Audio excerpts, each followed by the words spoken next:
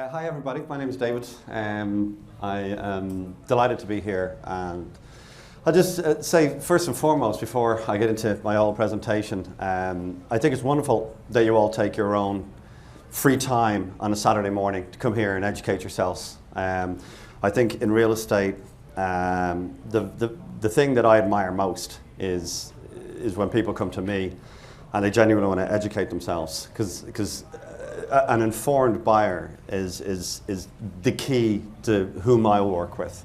I won't work with an uninformed buyer. If somebody comes to me and they don't know really what they're doing, and they're flailing, and they're uninformed completely, and the more information that you are armed with in this business, the more comfortable you will be. I've made every mistake that I can make in real estate, and it's by working with groups like mine, TJ's and whatnot, that you avoid making those mistakes. And I'll start off as well by saying that I've been in this business a very, very long time, and underwriting, the first thing that you guys, everybody in this room should know is that simple algorithm. You stick to it, you know it, what your rent is going to be. If you're in the long-term cash flow business, that's the business I'm in. I'm not in the appreciation business. Appreciation is wonderful. We all hope that we got it. We all hope that it comes along, and it does. But it's not my primary goal. That's gambling in my world. I'm in the long-term cash flow business. And if you underwrite your homes correctly on day one, you don't have to worry about the market going up, the market going down. You don't have to worry about what might happen tomorrow, or a black swan event, or any of these kind of things. If you underwrite your homes extremely carefully, and you know what your target yield is going to be, and you can factor in for maybe a little bit of rent price change in the future, or this, that, or the other. But if you really carefully know how to underwrite, you'll know on day one, what exactly should I be paying for this house? What is this house worth? In any market, in any market, anywhere in the world, you look at the rent, you look what it costs to run that home, you extrapolate what your cash flow is going to be, and you know if you want an 8% cap or a 9% cap or a 7% cap, you'll know instantaneously to the penny what that house is worth to you as an investor. It will tell you, that number will tell you when to buy, tell you when to sell, it'll tell you when to hold. That number is the most important number that you as real estate investors can ever work with. So just before we even get started, I wanted to say I am an underwriter at my heart. At the very core, I underwrite homes, and I buy with my own money. I don't use lenders' money. I don't use third-party money. I go out and I buy 10 houses a month, every month of my life, maybe more. And I have a simple algorithm that tells me precisely what my offer is going to be. If somebody counters me and it doesn't work, somebody counters me, I don't get emotional about it. I don't start second guessing myself. I don't fudge the numbers, make it work. It's like, I'll go on, I'll give you another 200, or I'll give you another 1,000 or 2,000. No, I know what my number is because I've worked it out from the cash flow at the beginning. I know what my cash flow is going to be. I know what my targets are going to be. I know what my renovation is going to be. And that is an immovable number. And that is what I bring to you today. I bring my product. Is in Tampa, and we'll start moving on. But I just wanted to introduce that concept. You're here to educate yourselves today. I think the message I'd give to you first and foremost is bring a great quality product to your tenants, over deliver. You'll keep your tenants, but underwrite your investments correctly, and work with great people who've been in the business a long time. By and large, it should be okay. So Tampa, Florida. Let's talk a little bit about the whys. Okay. Okay, there's a disclaimer here. I'm going to take 15 seconds so you can all read it. You're all expected to, consult your personal accountants and tax advisors. I'm neither of those things. Consult your attorney. I'm certainly not that. And past performance is no guarantee of future results. Real estate purchases are subject to investment risks and blah, blah, blah. Okay, we're all good with that? Alrighty, about the presenter. I'm a licensed realtor in the state of Florida. I don't drive people around trying to buy houses. I'm licensed realtor, so I can get into houses quickly and efficiently, and I don't have to use third parties. I've been involved in US and international real estate since 1994. I am a construction project manager by trade. I've been in the construction business all my professional life since graduation, and I have used to build schools, so on and so forth, and big, large private projects. My main focus today on a day-to-day basis is property sourcing. Property sourcing is, we can skip over that real quick and just say property sourcing. Well, what is property sourcing? But just very, very quickly, you guys go on Zillow and you look at my market, you see Zillow and you see a load of data points. Well, those data points, half of those data points, you cannot buy them. They're just data points as a reference for you. The professionals on the ground have already bought all of those homes. I will pay you $1,000 if you can buy 50% of the homes at the price point that you think you can buy them on Zillow. Okay, so if there's a house in my neighborhoods that I work in, priced right, at a price point where it's a wonderful deal, I can guarantee you there's 30 people, professional people, who've made a bid on that within an hour or two of it hitting the market. So what I bring to you is I bring professional sourcing. I source in a host of different ways. I buy from wholesalers, I buy from real estate agents before they hit the market. I send letters to people. I was just talking to some clients earlier on today. I send letters to people. There's a huge amount of property that doesn't hit the market at all. There's a massive amount of property where people have been living in it for 30 years. The property's ugly, it's terrible, deferred maintenance everywhere. The owner is embarrassed to list their home. It might need $15,000, $20,000 worth of work. They don't have $15,000 or $20,000. They receive my letter and say, I'll buy your house for cash in 4 or 5 days, closing date of your choosing. I'm a great proposition for them. So I buy a lot of my homes in an off-market fashion. So I bring that to you guys. So once a property's hit the market, it's already been tainted by that. So every day I wake up and sourcing is the vast majority of what I do. Contract negotiations is not really doesn't take a huge amount of my time. I make an offer. We talked about underwriting already. I make an offer, that's my offer. I don't negotiate for very long.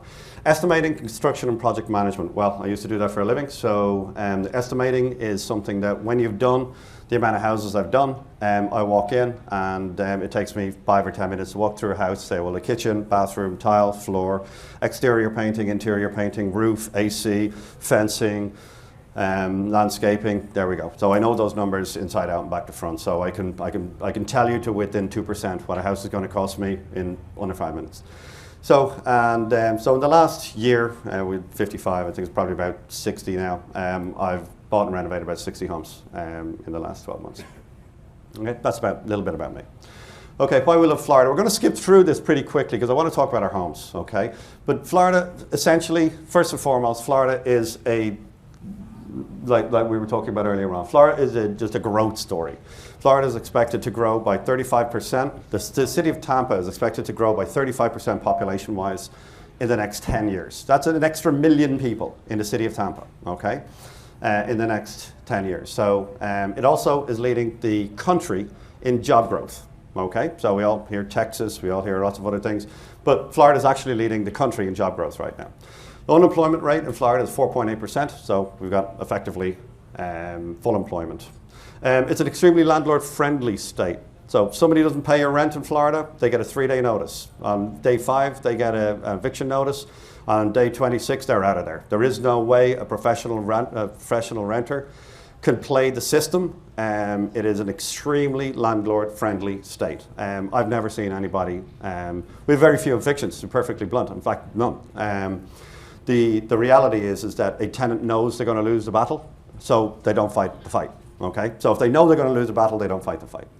Now, why we love Florida, we're talking about why we love Florida. So the simple fact of the matter is that we're going to go through a lot of job and economic and demographic information, but the bottom line is I talk to a huge amount of people, and the same can be said for California. A huge amount of people come to California. Why? They want to live in California. They want to live. That's their first. They find a job later, but why are they here? They want to live in California. Well, the same is true of Florida. You got people from all over the world. They want to live in Florida. Sunshine, beaches. There's just a great lifestyle to live there. Now, there's a financial incentive as well. If you're freezing all winter long in the Northeast, and you're paying state income tax, you're paying city income tax, you're paying enormous property taxes, and then you've got you've got a proposition where if you sell your business, let's say you're going through a big tax event at a certain point in your life, okay, and you could simply move to Florida to avoid that tax event. Florida is very good. Florida is an extremely attractive proposition for you to move to Florida, particularly if you're selling a business, you're selling a large home, you're going through any kind of major tax event in your life. Florida becomes an extremely attractive proposition. There is no state income tax, extremely low property taxes. So those tax benefits are a huge reason why I bump into extremely wealthy people all the time. Why'd you move here? Taxes, every time. So it's also the third most populous state in the United States. It surpassed New York. I think we all know, we may have heard this in the news. It's the third most populous state in the United States. So, population-wise, we're at 20 million people now, so it's growing quickly. So the Tampa economy, it's a $130 billion economy. Might sound big, but the Florida economy is $840 billion. So it's the size of the Netherlands, the size of Turkey, it's the size of a small country, right? So Florida is a decent sized economy. It's one of the top 20 fastest growing metros in the United States. It's the headquarters to 4 Fortune 500 companies. So, Tampa is growing from that perspective. It's a lot of diverse economic drivers coming to Tampa. And we're going to go through what's there at the moment. But there's a lot of financial services. All of the big major financial services companies are there. Huge healthcare infrastructure facility out of USF, and we'll touch on that later. Educational facilities, universities, they're everywhere. Telecommunications, tourism goes without saying. Our tourism is not like the Orlando tourism in that it's very short-term tourism. Our tourism in the Tampa Bay area is long-term tourism. It's in the sense that it's winter, people coming over, snowbirds, that kind of stuff. So it's much more based on long-term infrastructure rather than short-term overnight kind of stuff. Tampa is a big military town. We've got MacDill Air Force Base, U.S. Central Command is based there, and so it's just a massive economic driver from that perspective. It's the 7th largest seaport in the nation, and that can't be underestimated. Tampa, Jacksonville, Savannah, those cities are expected to take a huge chunk out of the deep sea port businesses in the west coast of the United States due to the extension of the Panama Canal. So that's, the city of Tampa right now are investing $1.7 billion in a deep sea port in Tampa. So it's a big investment in town, and that's something we're going to get into, is just the infrastructure thing. So Greater Tampa Bay region is a population of 4 million people. So rather like the San Francisco Bay Area, it's very similar in geography. It's a peninsula, 2 peninsulas, surrounded by a bay area and connected by a series of bridges. So it can be, when you picture it in your head, picture it exactly geographically like the Tampa Bay or like the San Francisco Bay Area. So there's a lot of cities in that respect then. Like, what is the Tampa Bay area? It comprises of Sarasota, Bradenton, Tampa, St. Pete, Clearwater, Holiday, Newport Richie, and I could keep on going. There's about 20 other small metropolitan areas. So it's a large, spread out metropolitan area. There's a lot to it. So it's not Tampa. Tampa, like the downtown Tampa, to me is it's part of it, but it's not. It's by no means a major part of what the overall Tampa Bay area is. It's the 19th largest urban metropolitan area in the United States, and Tampa added 44,000 jobs in 2015 and is expected to do the same again in 2016.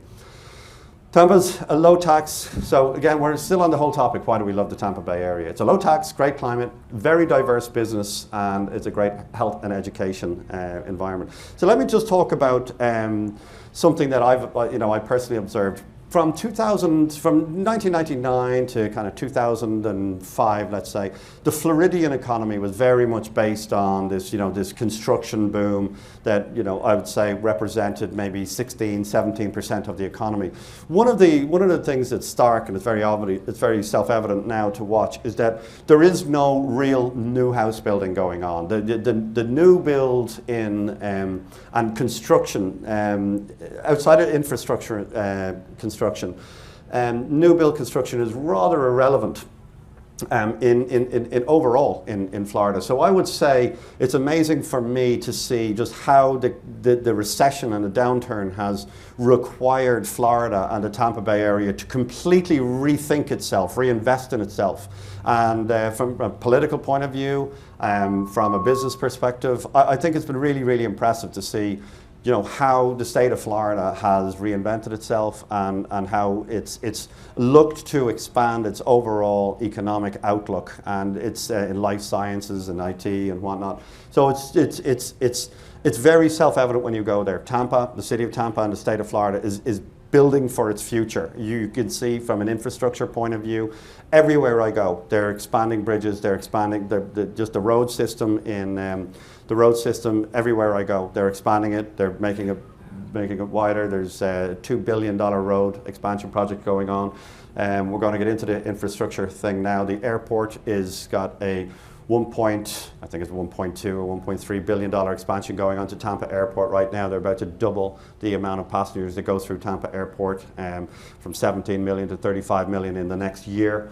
And here's an interesting fact. Tampa, the city of Tampa, is the top relocation destination for professionals in the country. Now that might come across as a little bit disingenuous to a lot of people. Like, really, Tampa? But here's a fact. There's an enormous amount of people. Take the latter stage of the millennial experience, right? At the end of the day, and we're all in this room. I don't think we've got that many millennials in the room, so we can talk about them behind their back. They are going to want and need the same things as everybody else. They're going to get married and they're going to have kids, and they want to, they all don't want to live downtown and drink craft beer all day, right? We know that they're going to want the same things as everybody else. They're going to want a house, they're going to want a 3-bed, 2-bath, and they're going to want a fenced-in backyard. So they're going to want the same normal things as the rest of us. They're not some kind of special generation that lives downtown their whole lives. That's not going to be their experience. Their experience is going to be the same as everybody else. And what we're seeing, what I see in the Tampa Bay area, and what I mix with I live in downtown St. Petersburg, and what I see is that people get to a certain age. I'm going to say it's kind of like at 31, 32, 33, thereabouts. They're in New York, they're in Boston, they're in Washington, they're in LA, San Francisco. Not so much from my perspective, but certainly East Coast cities, right? They hit that point, they're living downtown in New York or wherever it might be, and then they hit that point, they want out. It's expensive, it's cold, and the big difference now, which they couldn't do 20 years ago, we couldn't do 20 years ago, is there were no jobs down south.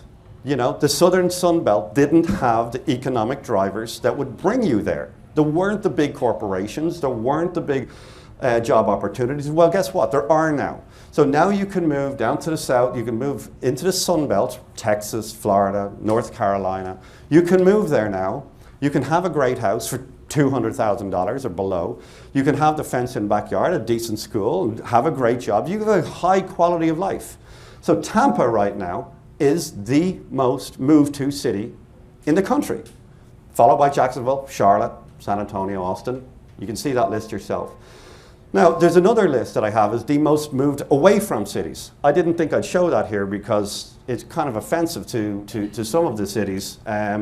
We can see here, New York, Washington, Boston, San Francisco and LA are losing a lot of population, as Kathy just said, because they're expensive. Millennials are moving away from extremely expensive cities at a certain point in their lives. They move downtown, but when they hit their 30s and their 40s, they're like, okay, what are we doing? And it's at that point where Tampa starts making sense to them, okay? Oh. Okay, so downtown Tampa, there's an enormous regeneration of downtown Tampa happening right now. Jeff Finnick and Bill Gates have got together and they're spending $2 billion. The city just regenerated the whole waterfront. There's a $1.7 billion mixed-use development going in the port. The $2 billion regeneration of the waterfront area with Bill Gates and Jeff Finnick. The international airport of $1 billion. Just everywhere I look, I see the whole Bay Area being invested in. Roads, bridges, infrastructure. I can see it everywhere I look, everywhere I drive, okay? Okay, so, important things. University of South Florida has a budget. That's University USF. I'm sure you all know it.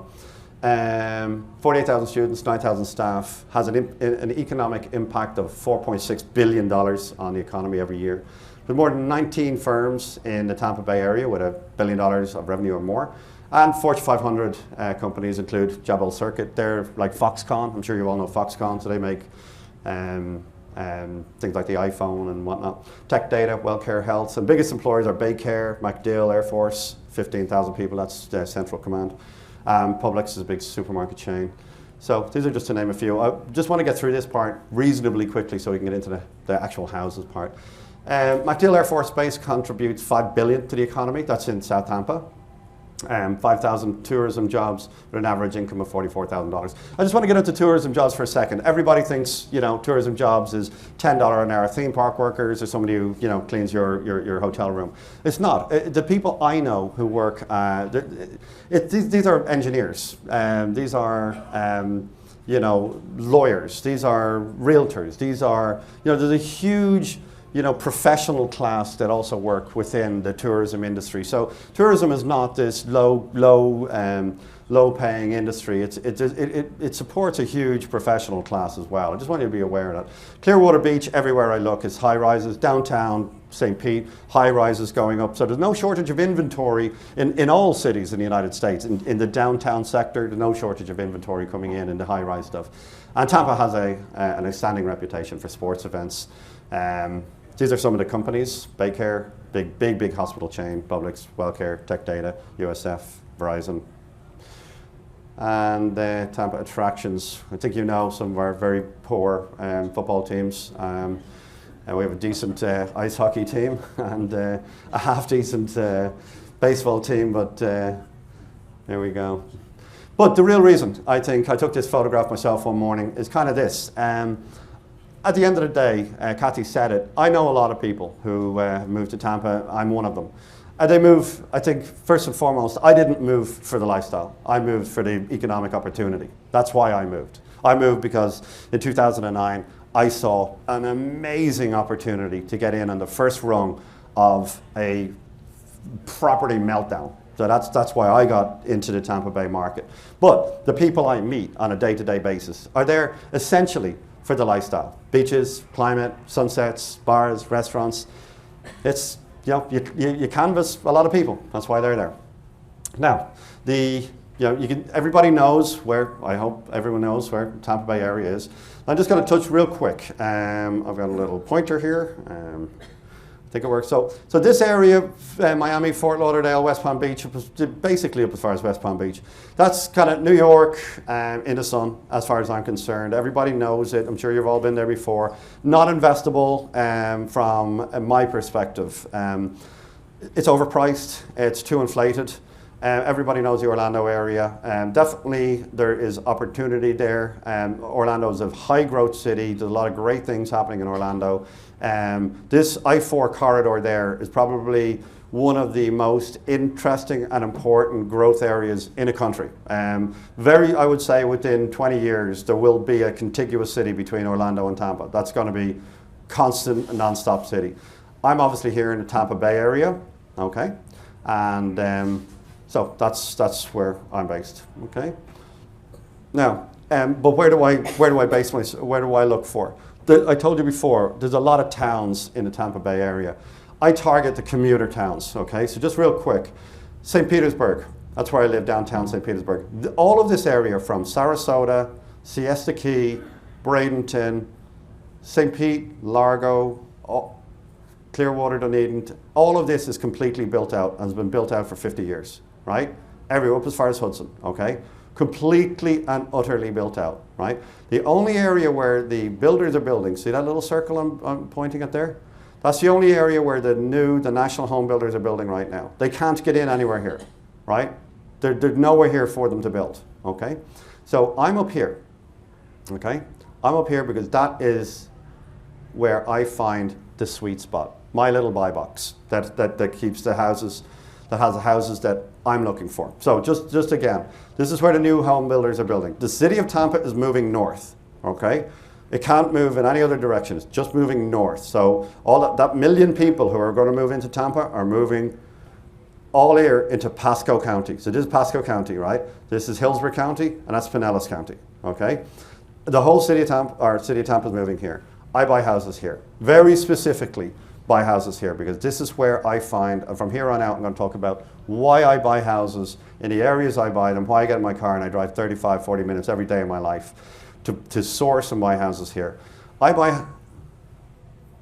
Okay, so we'll hit on Pasco County just real quick. Pasco County is a bedroom. Basically, it's a bedroom community for Tampa. This whole area was originally built and marketed to snowbirds in the 70s, in the mid 70s. And so a lot of these homes, this area would have been considered kind of a snowbird area. So when I drive around now, believe me, half of them are still there. Okay, that's who I buy houses from, actually. A lot of my houses are ex-snowbird houses.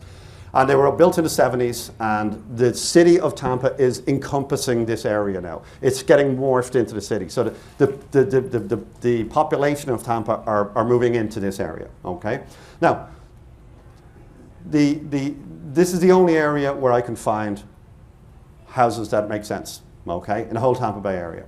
I buy very strict underwritten houses. We said that at the start, but I also buy very strict from the point of view of the type of houses. I buy concrete built houses only, and we're going to go through that in a moment. But let's just finish the Pasco County story. It's a commuter town. It's a bedroom community. Okay, it's ranked among the top 40 fastest growing counties in the country. The Florida Office of Economic and Demographic Research estimates the population growth of Pasco County will grow 20% in the next 10 years. Small business and entrepreneurial hotbed for the MSA. So there's a lot of businesses growing up in that area. And that's where a lot of the growth is going to happen. A lot of the business growth is going to happen. It's where the space is. Just to the east of us, it's the only place where there is space in the whole Tampa Bay area. Population now is just, it's coming on 500,000 now, so this is a little bit of a dated fact. And the median household income is 44. I think that's also just a dated fact. The reason why our medians, if you ever look at our median household incomes and you go, that's low, we have a lot of people on fixed incomes in that area. We have a lot of retirees. We have a mixture of families and retirees, and the retirees are there. They're part of the environment, but they're fixed income, so they're not earning. So the properties I buy, they're all concrete built. Okay. Let me just go back to that if you don't mind. They're all detached single-family homes. They're standalone single-family homes. They all have a fenced-in backyard, and if they don't have one, I put one in. Okay? They average in size from 1,200 to 1,500 square feet, and they all have open-plan living, dining. I replace all my roofs within reason. If the roof doesn't need to be replaced, I stupidly replace it. I replace all of my air conditioners, again within reason. I replace most of my kitchens. I don't spray bathrooms, try and save money in that respect. I replace all my bathrooms. I use a very, very particular floor type when I'm, I've been working in this business for a long time, and my business in Torcana has been working with international buyers for many, many years. So my reputation has been built on delivering properties that work for investors like you guys. Okay, so I know how vulnerable you are in California or Europe or wherever it is when you buy a house from me. So what you need is a house that's going to work. So the first and foremost, you need two things. You need a house that's built at the outset where it's not going to break. Okay, so air conditioning, roof, plumbing, and the electrical panels. What we call a 4-point inspection. That goes without saying. Anybody worth their salt in this business takes care of that stuff, okay? Then what I do is I go in and I put in a glue-down vinyl flooring. It's a beautiful product. So when I go in and the tenant moves out, I can just take up a few of the pieces if they're damaged, and I can put those pieces down. So if I use a clipboard or a laminate, I've got to find that laminate wherever it is. Then I've got to take all the pieces back to the damaged part. Then I've got to put in my new bit, which is never the same. and then I got to put it all back out again. You're not going to do it. You're going to replace the floor. I don't. I use this glue down. I can take one piece out and put one piece back, and I've got thousands of square feet of it. So that saves us thousands. It's a beautiful product. Looks like a hardwood floor. My tenants love it. Everybody that sees it loves it, and anyone who comes out to Tampa at the end of this month will see this product. I use it everywhere, and I use a template in every house that I work in, and that's one of the things. That's how I sell my houses. I don't deliver my houses to you guys at the end of the process. Well, okay, here we go. Here's a finished house. I work on the basis that my houses all look the same, and they're all done to the same quality, and they're all done to the same standards. So my kitchens are all the same. I use granite everywhere. I put in new sinks, I put in new faucets, I put in new appliances, I put in new cabinetry, I put in new flooring, I put in new bathrooms, I put in new air conditioners, I'll paint the floor in the garage, I'll change out the electrical panel, I'll put in new fence. Everything in that house, by and large, I deliver. More often than not, I deliver almost a new house. Okay, and the reason I do that is because my plan A, and this is my paranoia, if you will, in the world, is that my plan A is that I'm going to fix the house up and I'm going to sell it to one of my investors. But I own the house. Remember, I own the house. It's my money. And now we were talking earlier on about delivering the house. I buy the house, I renovate the house, and you buy the house from me, fixed up, ready to go. There's no downtime. There's no downtime at all. You buy the house finished from me, okay? And so my plan A is that, an investor wants to buy my house. But my plan B is that I'm going to sell it locally. If it doesn't sell with you guys, if you guys just, we don't get it, we don't understand it, well, I get it and I do understand it. So what I do is I know that I'm building this house that a local owner-occupier will want to buy it. So that's why I build my houses to a higher standard than all the other investors around me. Because my plan B is that I'm going to sell it locally and I'm going to sell it to an owner-occupier. So that's why my houses are built to a higher spec and a higher standard than everyone around me.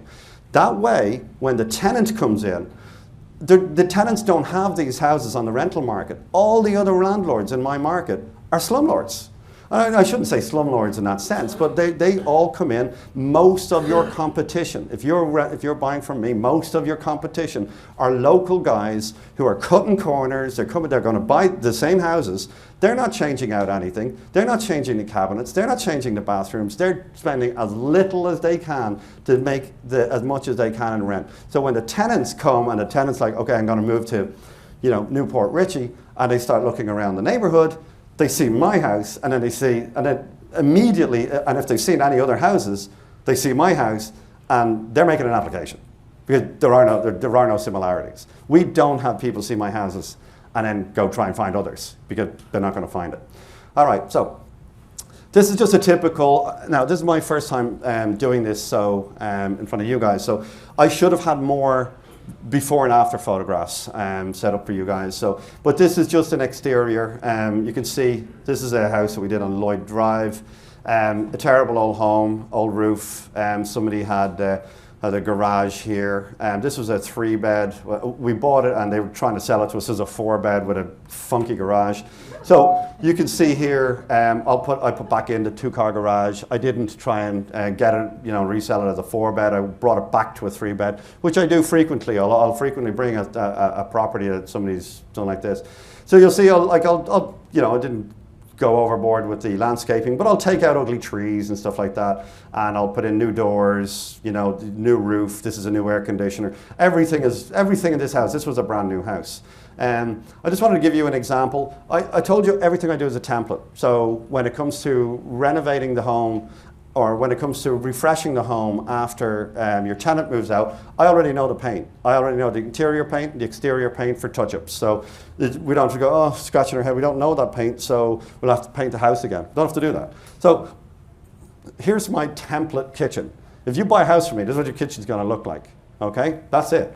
Now, I've got this kitchen 150 times, okay?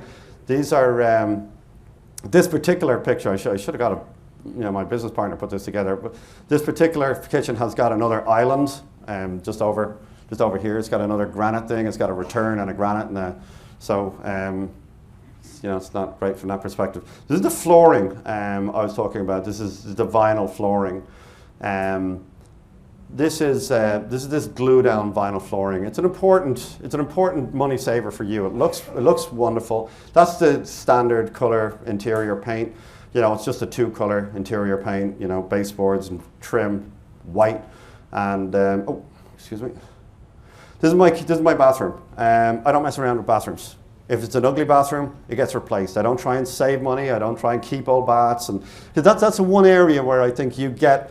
If you want to be successful in this business, I think the kitchen and the bathrooms is where you're going to retain clients. You're going to retain renters at the outset. If you're skeeving people out on day one, particularly after they move in, with a cheap spray over, and because that doesn't last. It lasts it looks great the day you take a photograph of it, and you might get a tenant in, but it actually scrapes off after a couple of months of wear and tear. So here is a typical before. And you'll see that's a real beauty. And here's the typical after. I've done every bathroom and every home that you buy from me. That's what your bathroom will look. That's the tiles I use. That's the tub I use. That's the mirror I use. That's the vanity I use. Okay. So you'll see that repeated over and over and over. Here's just a typical. I'm trying to probably scare you here with these horrible befores and afters. But here's just a before and then an after, just a backyard. So here, I want to be very clear on this. These are before photographs. These are some homes. We're going to get into some homes that I've got now, okay? I've got, there's some, if anybody wants one of these, I've got some brochures here that have a lot of after photographs, okay? We'll do it at the end, so there's not a, and there's a bit more about my presentation in here, so I'll give them to you. But here's the typical numbers on how my homes kind of pan out, okay? So this is a house that I got under contract this week. It's a classic example. I sent this guy a letter, and this is an old lady and an old lady and gentleman where, the house is pretty crazy, and they want to sell and they want to move back up north, and they're at the end of the house is just, it would cost them a lot of money to get this on the market, and it's, they weren't even sure themselves if they wanted to sell. They were threatening divorce when I went in and met them. But the numbers on this house finished. This is nearly a 1,600 square foot home. What you don't see here is a huge Florida room out the back. You've got a 1-car garage, and that's not in the base square footage. So when you see a square footage from me, it's just the air-conditioned square footage, okay? So we got $109,000. I'm selling it to you guys for. It's a 3.2 built in 1980. That is going to be, when that's finished, it's going to have a new roof. It's going to have my exterior colors on it. It's going to have a new garage door. It's going to have new fencing. There's going to be no comparison to what that house looks like now. But the cash flow on that is going to be, so here's the finance cash flow. I'll just throw, you guys can, but it's going to make it $3,336 if you finance it. Okay? Okay, well, you can go through the rest of the numbers, but it's 109, 278 a month. Okay? Rents for, what's the rent here? Rents for $1,150. Now here's some, I've never been wrong on a rental. We always underpromise on a rental. We've never, ever, ever, ever delivered a rental price and missed it, ever. So we go with what we know the house will rent for. If it rents for over, good on you, that's great. We could have sold it on a cap rate point of view, we could have sold it for more, but we'll let you enjoy that. But we don't, the cardinal sin in our business is to tell you a fact and a figure that doesn't work out. So that's the numbers that on this house financed. And the numbers on this house cash are, this will yield you $750 a month net. Okay, and so here's the property taxes, insurance, management. We'll go through the property manager in a moment, vacancy. And we put in a maintenance and vacancy just for, we don't have that experience with vacancy, but we have that stuff there, okay? There's $109,000. Yields $9,000 a month if you're a cash buyer, or $9,000 a year. That's a nice number. Here's some property, St. Regis Lane in Newport Richey. That's a real pretty thing right now, but believe me, when it's finished, that is the ugliest house on a really pretty street, okay? I can tell you the next door neighbor, on either side when I showed up like their savior. The house on the left-hand side of that house is gorgeous, gorgeous. And he's like, please tell me you're buying this house. So that's a proper ugly bugly. But the purchase price, $110,000. Cash flow is going to be $820. Cash flow is going to be $3,048 annual after all costs, finance costs and whatnot. You won't mind if I go through this quickly because I'd like to get to a Q&A with you guys. It's going to deliver $8,220 a year. You can see what the purchase price is, 110, and there's the cash flow. Here's another house. This is actually one of my favorite houses, one of my favorite areas in Bluebird Drive. This is nearly 1,700 square feet. A guy's been living there for 7-8 years with his family. How he was living there, I don't know. It was uninhabitable as far as I was concerned, but he was renting in that house for $1,100 a month, and the roof was in terrible shape. So I've just bought this house, replaced the roof. He's moving out this weekend. It's a 3-2. This is available as well. 1,700 square feet. I could make this house into a 4-bed, and still you can play basketball in there. It's an enormous house. That's not including the garage and a huge Florida room out the back of that house. $9,120 in cash flow, and $3,204 after expenses, cash flow financed. Okay, $9,120, and that is an extremely, that neighborhood down there by Bluebird Drive is changing quickly. It's one of the more southerly properties I have, and so people coming up from the south, from Pinellas County, are buying into that neighborhood fast. So now let's just talk about property management. I've been in this business a long time. My reputation, be very clear on this, my reputation is 100% based on my property manager. I can do everything right. I can be Superman. And if I hand you over to a property manager that lets you down, my reputation's in the toilet, bottom line. I have made that mistake more than once, right? I'm not gonna make it twice or 3 times, right? I have a dedicated 100% property manager. That's what he does. He works for Sinista Real Estate. His name is Michael Bundy. Okay, Google that. Anybody who comes out to Tampa is going to meet with Michael. Michael is a dedicated property manager. I give him every bit of growth in his business comes from my business. I ask for nothing in return other than he responds to me. I have a preferential rate on property management, on tenant. Let me go that. I have an 8% management fee for all of you guys and all my own clients. $675 tenant placement fee, and a $100